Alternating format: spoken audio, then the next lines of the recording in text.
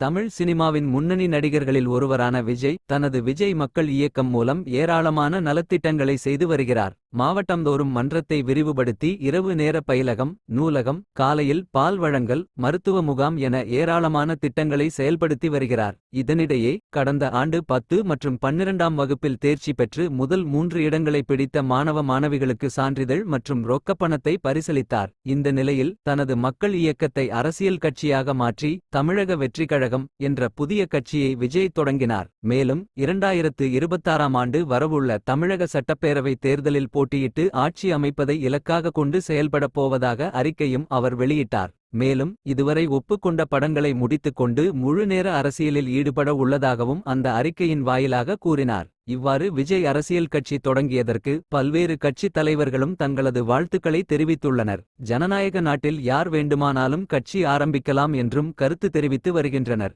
இந்த நிலையில் நேற்று நடிகர் ரஜினிகாந்திடம் இது குறித்து கேட்டபோது நடிகர் விஜய்க்கு வாழ்த்துகள் என்று தெரிவித்தார். இதனை அடுத்து நடிகர் ரஜினிகாந்தை தொலைபேசியில் தொடர்பு கொண்டு நடிகர் விஜய் நன்றி தெரிவித்து உள்ளதாக கூறப்படுகிறது. மேலும் தான் கட்சி தொடங்கியதற்கான காரணம் என்ன என்பது குறித்தும் ரஜினியிடம் விஜய் விளக்கியுள்ளார் என்றும் தகவல் வெளியாகியுள்ளது. மாவட்டந்தோறும் பூத் கமிட்டிகளை வலுப்படுத்தியுள்ள நடிகர் விஜய் வருகிற சட்டப்பேரவை தேர்தலில் களமிறங்குகிறார். மேலும் இந்தாண்டு நாடாளுமன்ற தேர்தலில் போட்டியிடுவது இல்லை என்றும் யாருக்கும் ஆதரவு இல்லை என்றும் அவர் தெரிவித்துள்ளார்.